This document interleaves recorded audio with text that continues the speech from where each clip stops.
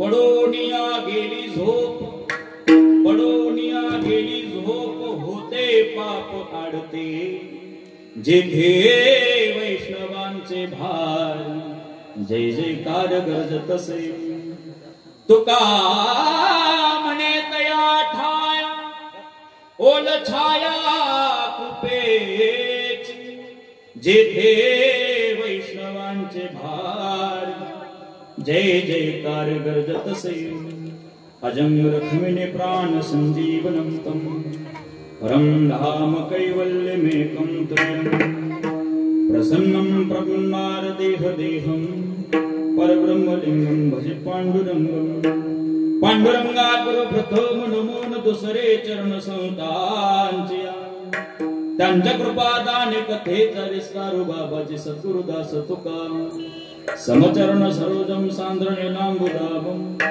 जगन निहित पाणी मंडन मंडनाना, तरुण तुलसी माला कंधरम कंज नेत्रम, सदैव दगुलहासं विठ्ठलं चिंतयामि, अलंकापुरीरम्य सिंहासनस्थं पदाम्बोज तेजस्फुटी प्रदेशं, विजिन्द्रादिदेव हे सदा स्तूयमानं समाजस्तमृतिं भजे ज्ञानदेवम्, ओम नमो ज्ञानेश्वराय, करुणाकरा दयाळा, तुमचा अनुग्रह लादलो, पावन झालो चराचरी, सच्चिदानंद रूपाय, विश्वोत्पत्त्यादि हेतवे, तापत्रय विनाशाय, श्री कृष्णाय वयं नमः, राधा मेरी स्वामिनी, मेरा राधे जी को दास, जन्म जन्म मोहे दे जियो, श्री वृंदावन को वास,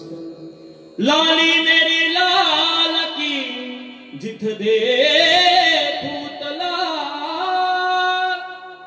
लाल को देखन गई खुद हो गई लाल, आता बंग रंग भूमिका, कीर्तनी उभी होती लोका, टाळ मृदुंग श्रोते देखा, तया माझे नमन दंडवत, सेवेला गे सेवक झालो, तुमचा लागलो निज चरणा, अहो स्वामी तुकया देवा, ह्यावरी न करावा अवहेर, शिव हरि शंकर नमामि शंकर, शिव शंकर शंभो, हे गिरिजापती भवानी शंकर, शिव शंकर शंभो, मस्तक हे पायावरी, या वारकरी संतांच्या, सावध झालो हरेचा आलो जागरणा, जेथे वैष्णवांचे भार, जय जयकार गरजतसे, प्रस्तुत प्राप्त प्रसंगी प्राप्त स्थळी प्राप्त रूपे सेवे करता निवडलेला अभंग, जगमान्य जगविख्यात संत सम्राट महाराष्ट्रातील सुप्रसिद्ध साधू, वैराग्याची मूर्ती ज्ञानेश्वरी श्रीमंत श्री जगद्गुरु तुकोबारा यांचा निवडलेला घेतलेला अभंग 4 चरणांचा आहे. अद्याप या ठिकाणी अनंतपूर नगरी या नगरामध्ये सालाबादाप्रमाणे अखिलकोट ब्रह्मांड नायक पांडुरंग परमात्माचा प्रभू राम चंद्रांचा त्या ठिकाणी कृपा आशीर्वादाने सतत नाम यज्ञ सोहळा तथा ग्रंथराज ज्ञानेश्वरी पारायण सोहळा एवढं सुंदर आणि भव्य देखणं नियोजन आहे. खरं तर हा कसमादे पट्टा आहे. या कसमादे पट्ट्यातली पूर्णपणे त्या ठिकाणी भारतभर क्रांती आहे, ज्यामध्ये ज्या पदस्पर्शाने पावन आणि पुनीत झालेली ही भूमी, ज्यामध्ये वैकुंठवासी महन्मनीय गुरुवर्य कृष्णाजी माऊली जायखेडा यांच्या कृपा आशीर्वादाने वसो हरिभक्त परायण यांचे गुरुस्थानी यशोदा अक्का जायखेडेकर या ठिकाणी उपस्थित झालात. त्यांच्यासाठी जोरदार गाडी झाली. एक वडील जे जे करते तया नाम धर्म ठेवते या ज्ञानाने या ठिकाणी यशोदा अक्कांनीही जोरदार अशी या ठिकाणी हजेरी लावलेली आहे. वैकुंठवासी हरिभक्त परायण तुकाराम बाबा गोराणेकर, श्री हरिभक्त परायण जयराम बाबा गोंडेगावकर व वैकुंठवासी हरिभक्त परायण दगा बाबा पारनेरकर यांच्या प्रेरणेने त्यांच्या कृपा आशीर्वादाने चालत आलेला हा अखंड हरिनाम कीर्तनी सप्ताह अगदी सुंदर नियोजन. मला वाटतं पहिल्या दिवसापासून तर शेवट महाप्रसादापर्यंत या सप्ताहाला ज्या ज्या भाविकांनी योगदान दिलं असेल अशा दात्यांसाठी जोरदार टाळी झाली. मला वाटतं या आनंदपूर नगरीतला सप्ताह किती वर्ष झाली असतील? 74 वर्ष झाली. इथपर्यंत ही परंपरा थांबणार नाही. जोपर्यंत चंद्र आहे, जोपर्यंत सूर्य आहे, तोपर्यंत आपला आनंदपूर नगरीतला सत्ता अखंडपणे चालेल.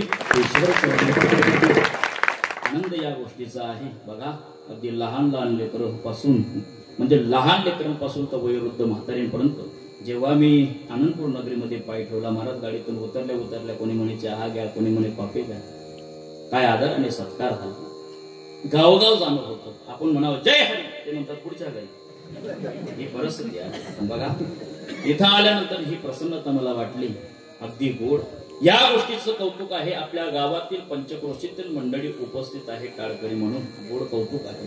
आणि कौतुक या गोष्टीचं आहे की आपल्या गावातील लहान लेकर कीर्तनामध्ये टाळ घेऊन उभी आहे. महाराज 74 वर्ष झालीत आमच्या सप्ताला. आम्ही 74 वर्षापासून माऊलींनी सांगावं तसा परमार्थाची आम्ही कास धरलेली आहे. मग 74 वर्ष आम्ही सप्ताह केला. आम्ही काबाड कष्ट करणारी मंडळी आहोत. वर्षाकाठी आम्ही सप्ताहाला दान धर्म करतो. आमचं वाया जातं की काय? नाही.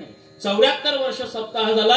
याचं फळ म्हणजे आपल्या गावातील लहान लेकरं कीर्तनामध्ये टाळ घेऊन उभे आहेत. 74 वर्ष सप्ताह केल्याचं आपल्या गावामध्ये अगदी लहान लहान लेकरं माळकरी होत आहेत. हा स्वाभिमान आहे संपूर्ण महाराष्ट्रभर सांगण्याचा. ज्या गावातली भजनी मंडळ सात्विक आहे, ज्या परिसरातील भजनी मंडळ सात्विक आहेत, चांगल्या विचाराचे आहेत, तिथंच हे रोग उभं आहे. पण ज्या गावातली भजनी मंडळ खाऊक, त्या मरिग्यात पण नाही उभं राहू दिली. कोणी पोटातून थोडी शिकून आले नाही. इकडे तिकडे ठेका वगैरे तसा सोडणार आहे. गेला तो भजनी मंडळ मध्ये, घेतला टाळ, वाजवायला लागला, या खौड भजनी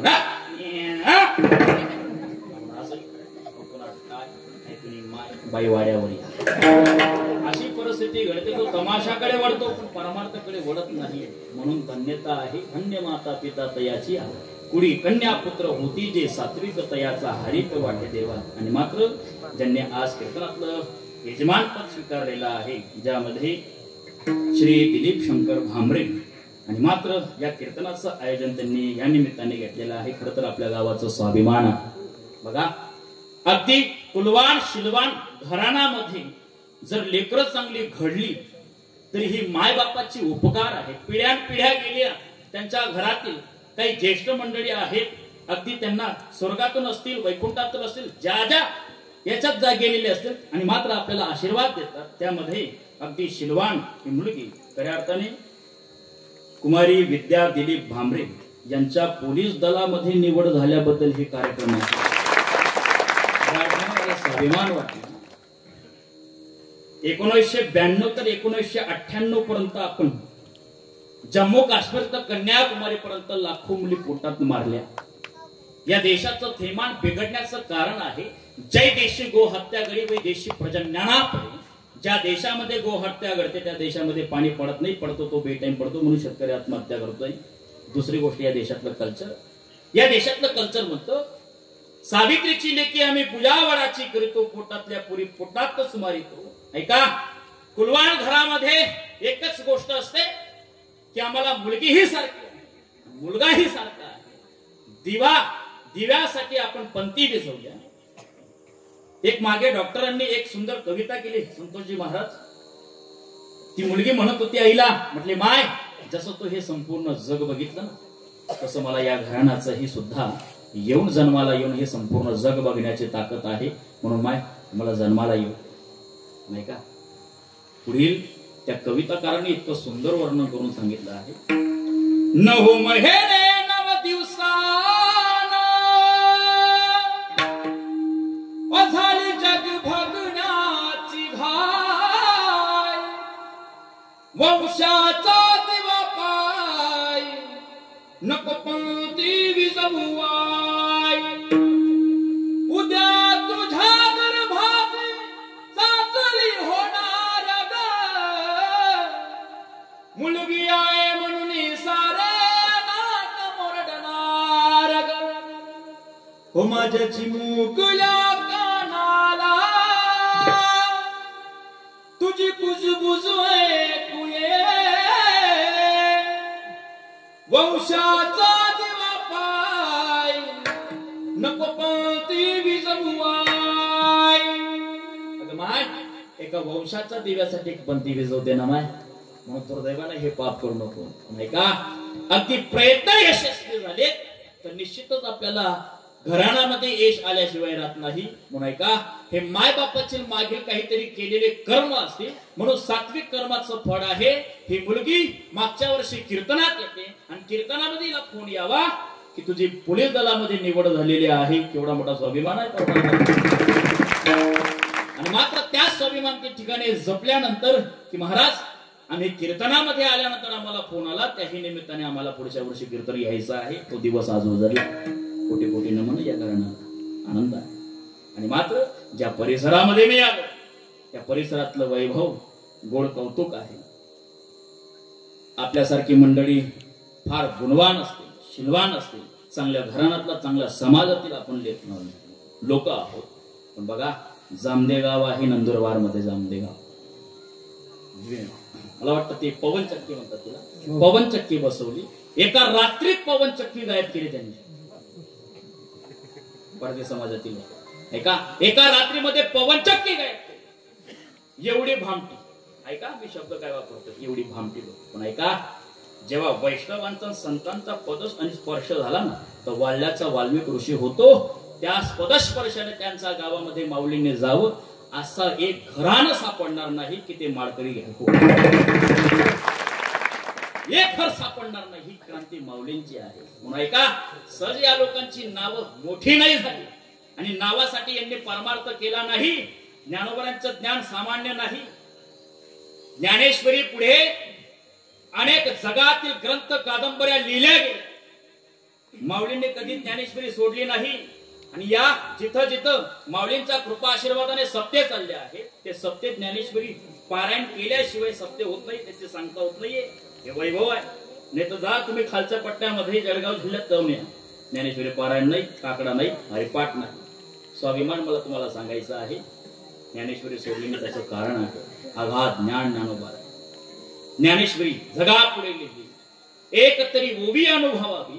एक जरी ओवी अनुभवली तरी जीवनातलं सार्थक ज्ञानेश्वरीमध्ये आहे. तर ऐका, या जगापुढे अनेक कादंबऱ्या ज्ञानेश्वरी लिहिल्या गेल्या तरी ज्ञानोबांची भाषा बघा. तरी अवधान ऐकले दिजी, मग सर्व सुखाची पात्र होईजी. हे प्रत्युत्तर माझे उघड ऐका. बघा, मी तुम्हाला सार्थक ज्ञानाची गोष्ट तुम्हाला सांगतोय की या बाबा एकत्र या. नाहीतर या जगातील नेम आहे प्रकाराचे तीन. तुका म्हणे केले जन. या सृष्टीमध्ये एका आकाराची, एका विचाराची, एका स्वभावाची माणसं एकत्र येणं शक्य नाही बाबा. बघा, या धर्म मंडपामध्ये अनेक आकाराची लोक, अनेक विचाराची लोक, अनेक स्वभावाची लोक या धर्म मंडपामध्ये संतांचा एक विचार ऐकण्यासाठी या धर्म मंडपात एकत्रित होतात. याला संप्रदायातील संत मंडळीचा कृपा असतो. तुकोबाराय शब्द वापरतात. जसा माणूस तसा उपदेश आहे. तरी तुकोबारांचे शब्द आहेत. नम्र झाला भूता तेने कुंडिले अनंता. आघात समुद्र सारखं ज्ञान तरी अहंकार रहित परमार्थ केला. कधी नावासाठी नाही, या परमार्थासाठी घरदार त्यागलीत या मंडळींनी. संसाराचा नावे वाढत हा पुण्य धर्म केला. आघात ज्ञान असून अहंकार रहित जीवन जगणारे संत आहेत. आणि ज्यांना जेमते मारी पाठपाठ शिकवा आवरायला नाही, ही परिस्थिती आहे. नाही नाही, ही मोठी क्रांती आहे. ऐसियाचा पदर धरा देव तुकाराम बाबा असतील, जयराम बाबा असतील, या लोकांचे तुम्ही कास धरलेले आहेत. निश्चित आपला परमार्थ बळकट आहे. बडियाचे अंकित आम्ही लाथारीला हा संसार केला क्षरपूर्वी समार. म्हणून स्वाभिमान आहे. अशा मोठमोठी विभूतींचं तुम्ही त्या ठिकाणी पदस्पर्श आणि त्यांची कास धरून सत्ताची मोठी भव्यता वाढवता आहेत. कोटी कोटी नमन आहे. बघा, या अभंगामध्ये तुकोबाराय म्हणताय, सावध झालो सावध झालो हरीचा आलो जागरणा. या अभंगामध्ये एक शब्द दोनदा वापरतायत महाराज. सावध झालो सावध झालो.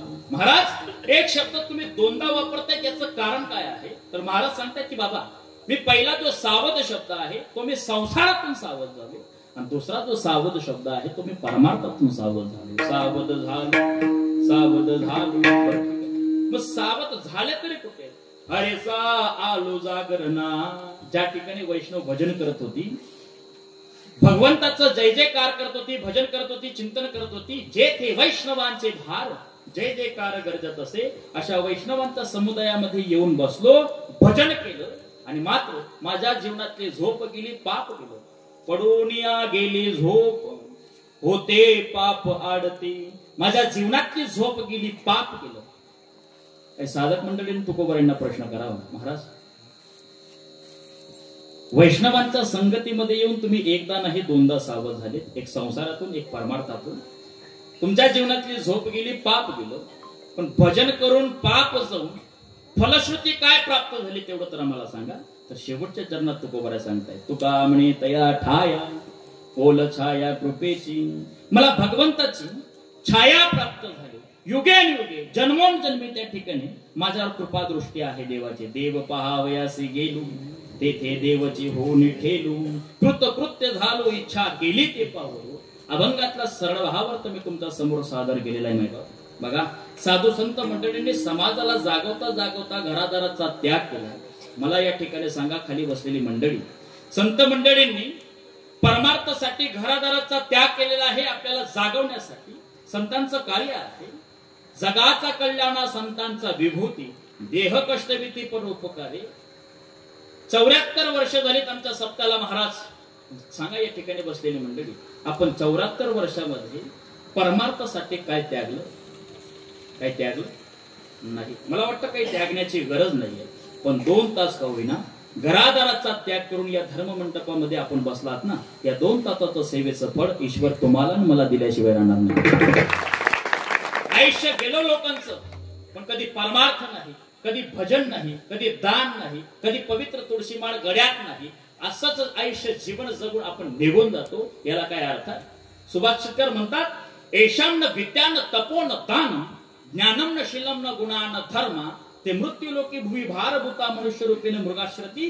ज्याच्या जीवनामध्ये दान घडलं नाही, परमार्थ घडला नाही, पवित्र अशी तुळशीमाळ गळ्यात घालणं जमलं नाही, पंढरीची कधी आपण वारी केली नाही, कधी निवृत्तीनाथांची वारी केली नाही, कधी गावामध्ये सप्ताह आहे सप्ताहामध्ये येणं जमलं नाही, तर असे लोक या भूतलावर भार आहेत. आपल्यात म्हण आहे, जन्माला आला हेला आणि पाणी वाता वाता.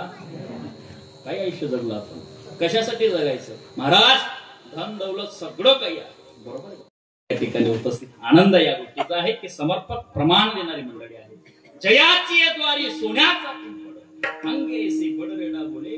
ज्याच्या घरामध्ये नित्यनेम आहे, नित्यनेम नामी हे प्राणी लक्ष्मी वल्लभ तया जवळी.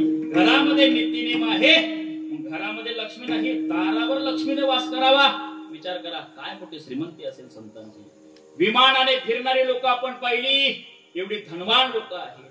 बघा, या सृष्टीतला सर्वात मोठा श्रीमंत माणूस रावण होऊन गेला. 33 कोटी देवता ज्याच्या ताब्यात होती, पण जीवनातला अंकार जात नाही म्हणून सोन्याची लंका जळून खाग झाली. अजून या सृष्टीतला सर्वात मोठा श्रीमंत माणूस तुम्हाला सांगतो, साक्षात जगाचा चालक मालकाने विमान पाठवलं तुकोबारांना नेण्यासाठी. इतका श्रीमंत माणूस जगाचा पाठीवर कोणी सापडणार नाही.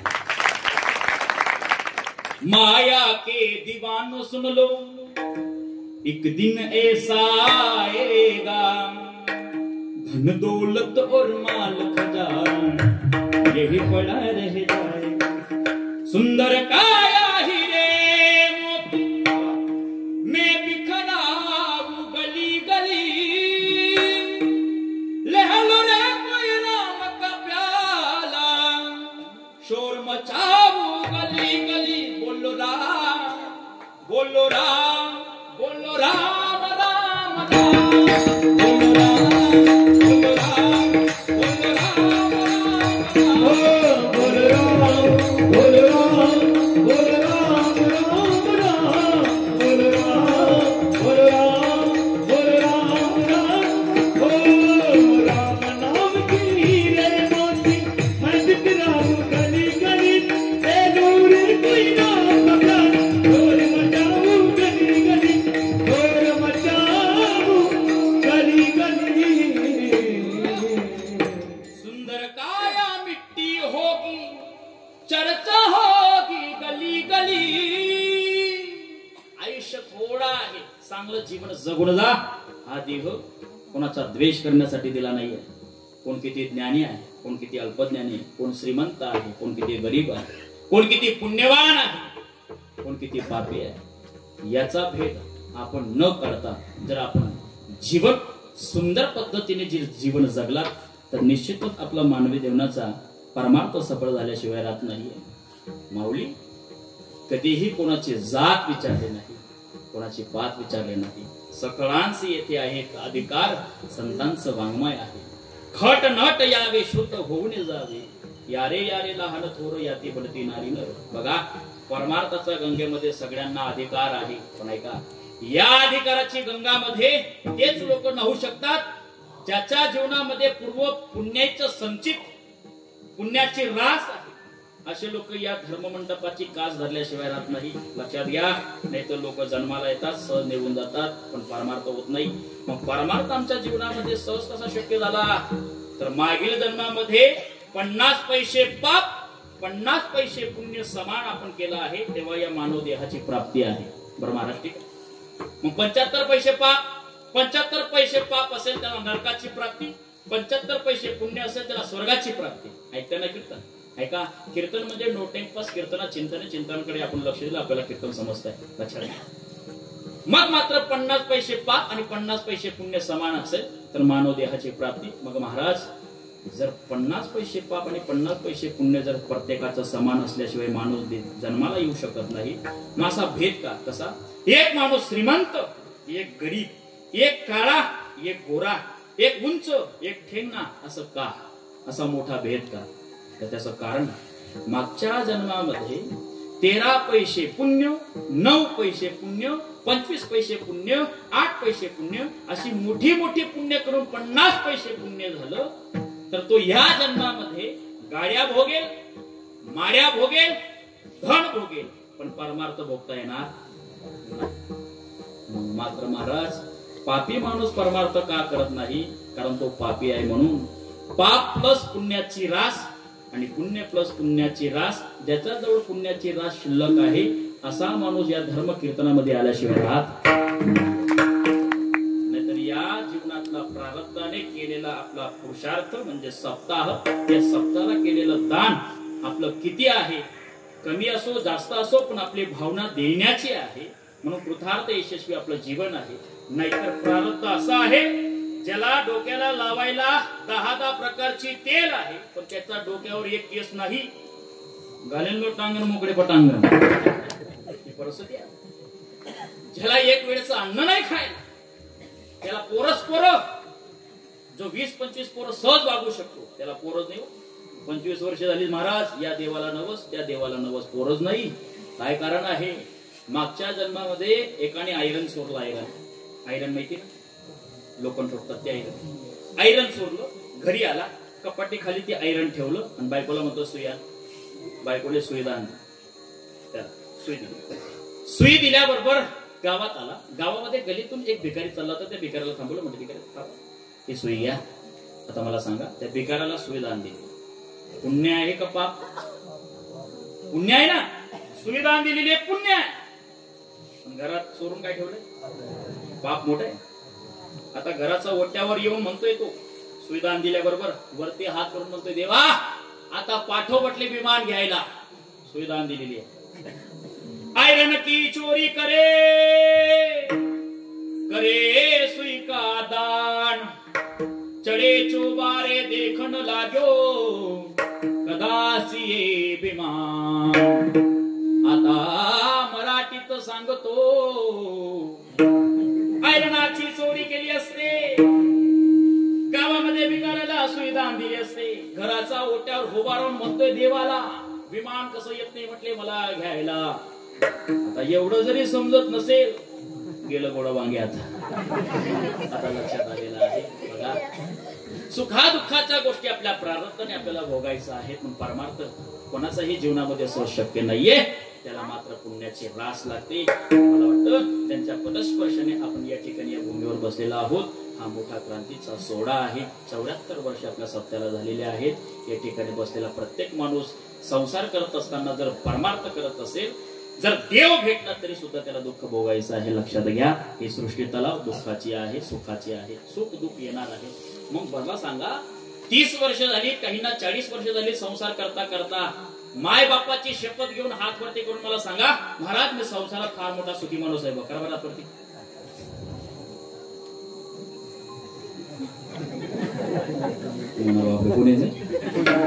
तिकडे मागे ओट्यावर बसलेली मंडळी, त्यातच तू काय जलदिशी कोणी नाही.